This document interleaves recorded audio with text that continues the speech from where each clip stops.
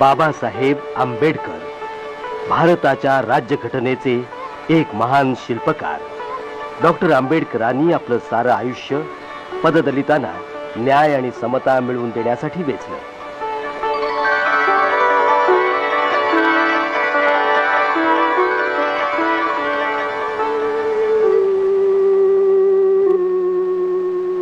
भीमराव आंबेडकरांचा जन्म 14 एप्रिल 1891 मध्ये एका साधारण कुटुंबात झाला. त्यांचे वडील सैन्यात सुभेदार होते. बाबासाहेब हे त्यांचं 14वं अपत्य. बालपणापासूनच त्यांना जातीभेदाचे चटके सहन करावे लागले. आपलं प्रारंभीचं शालेय शिक्षण भीमरावांनी दापोलीमध्ये आणि साताऱ्यात घेतलं. त्याच काळात त्यांना सर्वत्र त्यांची जात आडवी येत होती, पण त्यांच्या शिक्षणाच्या तळमळीमुळे न डगमगता ते पुढे शिकतच राहिले.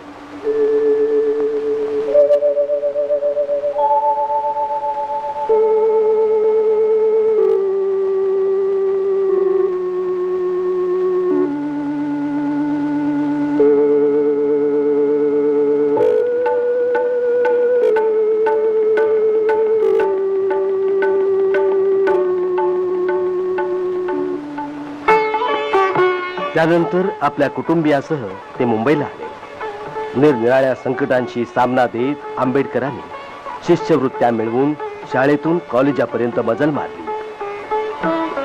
आपल्या अभ्यासातील आणि वर्तणुकीतील चोखपणाने आंबेडकरांनी त्यावेळच्या एल्फिन्स्टन कॉलेजच्या प्रिन्सिपॉलाकडून शाबासकी मिळवली आणि नंतर तिथूनच ते 1912 मध्ये पदवी परीक्षा उत्तीर्ण झाले. बडोद्याच्या सयाजीराव गायकवाडांनी त्यांना शिष्यवृत्ती वाढवून दिली.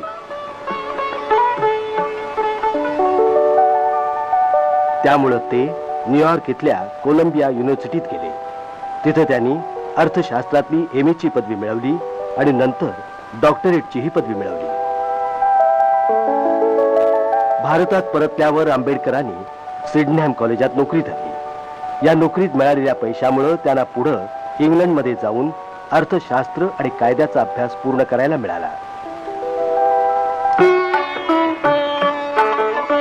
एकीकडे कुटुंबाची जबाबदारी सांभाळत असताना दुसरीकडे जातीयवादी गुलामगिरीच्या बेड्यात तोडून टाकण्यात ते गुंतले होते. वेगवेगळी संकट पार करीत आंबेडकर अखेरीला बॅरिस्टर झाले. 1924 मध्ये मुंबईच्या हायकोर्टात त्यांनी कामाला सुरुवातही केली. मुंबई विधानसभेचे एक सदस्य म्हणून सार्वजनिक क्षेत्रात त्यांची कामगिरी सुरू झाली होती. आंबेडकरांच्या जीवनाची संगती पददलित वर्गाशी जोडली जाते. ते केवळ हा पददलित वर्ग उपासपोटी होता म्हणून नव्हे, तर तो एक अपमानितच जीवन जगत होता म्हणून.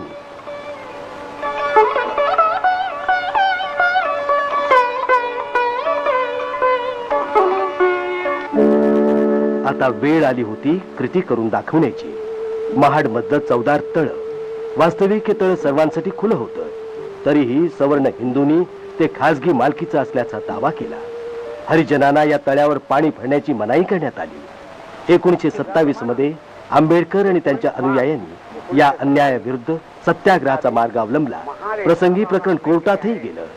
आपण सर्वजण तळ्यावर जाऊन आपली ताण लागू आणि म्हणून निरीक्षण थिएटर मधून उभ्या पेठेने तामटाळीनं 6 मैली घाटावरून शेवटी कोर्टानं हरिजनांची मागणी मंजूर केली. आंबेडकरांचा विजय झाला. अस्पृश्यतेविरुद्ध त्यांनी बंडाचं निशाण उभारले. त्यासाठी प्रचाराचं योग्य साधन म्हणून वर्तमानपत्र काढणं हाच एकमेव मार्ग आंबेडकरांपाशी होता. बहिष्कृत भारत या मराठी पाक्षिकातील संपादकीयात त्यांनी हिंदू धर्मावर कोरडे उठले. आपल्या सुरुवातीच्या काळात आंबेडकरांनी जी पदं भूषवली होती त्यात मुंबईच्या सरकारी लॉ कॉलेजात प्रिन्सिपॉल होण्याचं भाग्य त्यांना लाभलं. त्यांच्या बुद्धिमत्तेचा केवढा हा मोठा गौरव.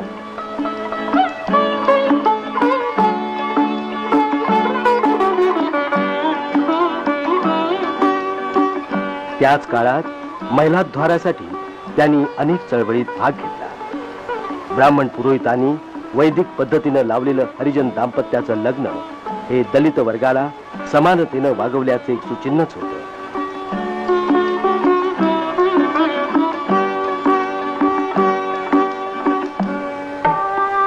आता डॉक्टर आंबेडकर दलितांचे पुढारी बनले. ते दलितांचे बाबा झाले, त्यांचा एक आधार बनले.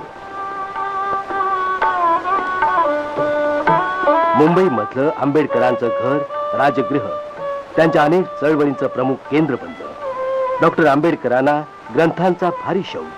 फुरसतीच्या क्षणी ते लेखन वाचनात दंग राहत. त्यांनी जवळजवळ 11 ग्रंथांचं लेखन केलं.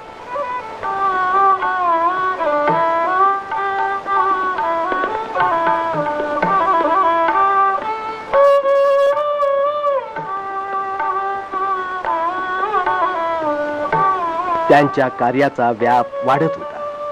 आर्थिक आणि सामाजिक न्याय याविरुद्ध लढण्यासाठी त्यांनी चांगले कार्यकर्ते एकत्रित केले.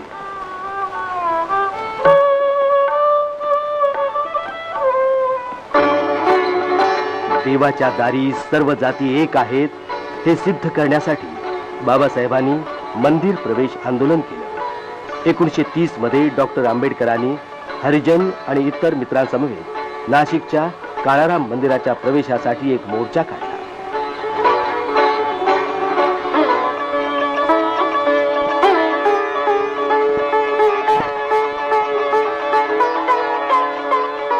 सामाजिक समतेच्या प्रबोधनासाठी त्यांनी याच वर्षात जनता लोकसाप्ताहिक काढलं.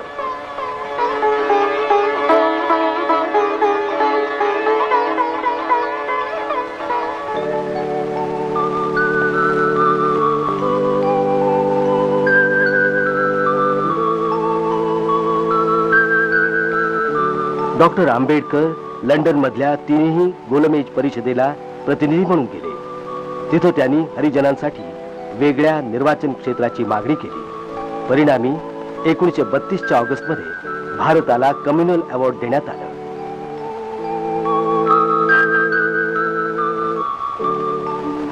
गांधीजींनी आंबेडकरांना विरोध केला. हरिजनांच्या वेगळ्या निर्वाचनाविरुद्ध गांधीजींनी आमरण उपोषण आरंभलं. अखेरीला पुणे करारान्वये हरिजनांना प्रत्येक निर्वाचन क्षेत्रात थोड्या आरक्षित जागा मिळाल्या.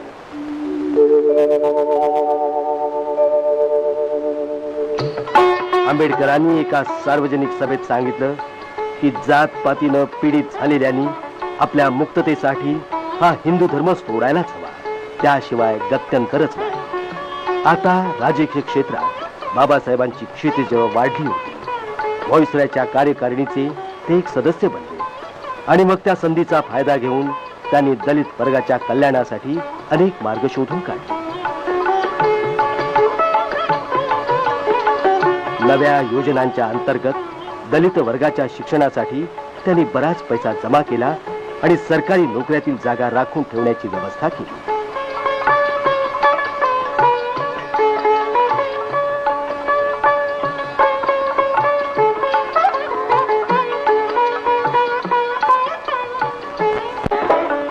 एकोणीसशे 45 बाबासाहेब आंबेडकरांनी पीपल्स एज्युकेशन सोसायटीची स्थापना करून तिच्या योगे अनुसूचित जातीतल्या विद्यार्थ्यांसाठी निरनिराळ्या शिक्षण संस्था उभारल्या.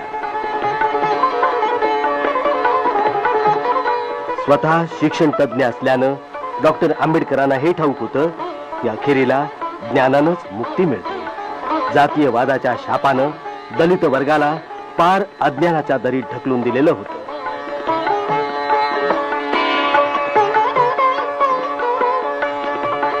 याच उद्देशानं पुढील पिढीला सहाय्य व्हावं म्हणून बाबासाहेबांनी आपलं ग्रंथालय सिद्धार्थ कॉलेजला देऊन टाकलं.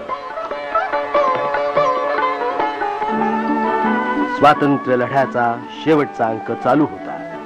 क्रिप्स मिशननं भारतीय राजकारणाची समस्या सोडवण्याचा प्रयत्न केला, परंतु जवळजवळ सर्वच नेत्यांनी त्यावर बहिष्कार टाकला.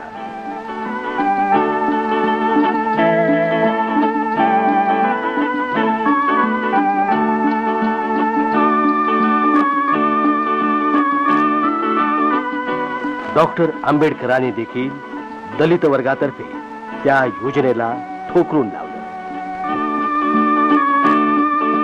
महात्मा गांधींनी क्रिप्स प्रस्तावाला पोस्ट डेटेड चेक म्हणजे पुढील तारखेचा चेक असंच म्हटलं. 1946 मध्ये ब्रिटिश कॅबिनेट मिशन सत्ता बदल योजनेवर विचार विमर्श करण्यासाठी आलं. हंगामी सरकार आणि एक संविधान सभा तयार करून तिच्या योगे स्वतंत्र भारतासाठी घटना बनवावी अशी योजना होती. डॉक्टर आंबेडकरांना बंगालमधून संविधान सभेसाठी निवडण्यात आलं.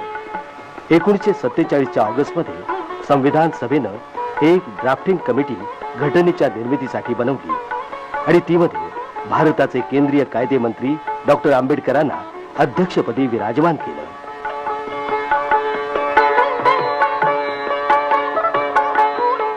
संविधान सभेत बोलताना डॉक्टर आंबेडकर म्हणाले, जोपर्यंत अंतिम उद्देशाच्या प्राप्तीचा प्रश्न आहे तोपर्यंत आपल्यातील कुणालाही कुणाचा संशय येता नये. तरी देखील मला वाटणारी एक शंका मी बोलूनच दाखवतो. आपण सर्व कुठल्याही प्रकारे सहकार्यपूर्वक आपल्यातील विविधतांना एकतेच्या मार्गावर घेऊन जाऊ.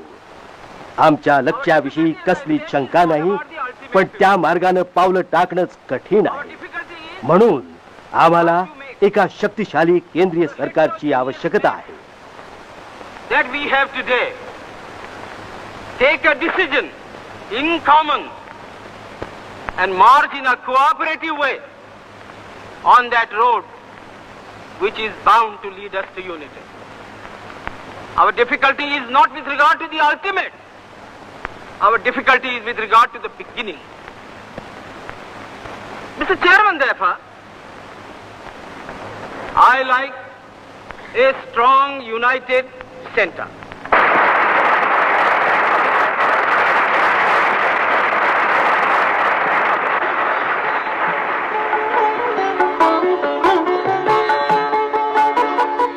त्रिवार वाचन केल्यावर संविधान सभेनं भारतीय घटनेचा स्वीकार केला.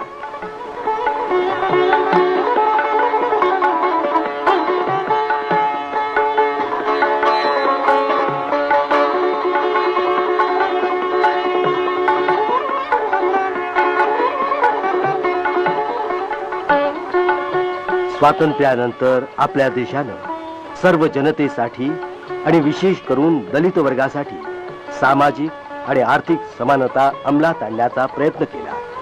अस्पृश्यता नष्ट करण्यात आली. इतकंच काय, अस्पृश्यता मानणं हा गुन्हा ठरवला गेला. आता अनुसूचित जातीच्या विद्यार्थ्यांसाठी IAS परीक्षेच्या शिक्षणाचं एक खास केंद्र देखील उघडलेलं आहे. भारतीय गणराज्याचे पहिले कायदा मंत्री होते डॉक्टर आंबेडकर. केंद्रीय कायदा मंत्री या नात्यानं डॉक्टर आंबेडकरांनी हिंदू कोड बिल अंमलात आणलं. त्यामुळं देशभरच्या कायद्यात समानता येऊन समाज आणि धर्म पालनात सुधारणा होऊ शकेल असं त्यांना वाटलं होतं. आपल्या या उद्देशात साफल्य न मिळाल्यानं त्यांनी 27 सप्टेंबर 1951 मध्ये आपल्या मंत्रिपदाचा राजीनामा दिला. डॉक्टर आंबेडकरांचा सन्मान करण्यासाठी कोलंबिया विश्वविद्यालयानं त्यांना डॉक्टरेट ऑफ लॉ ही पदवी दिली.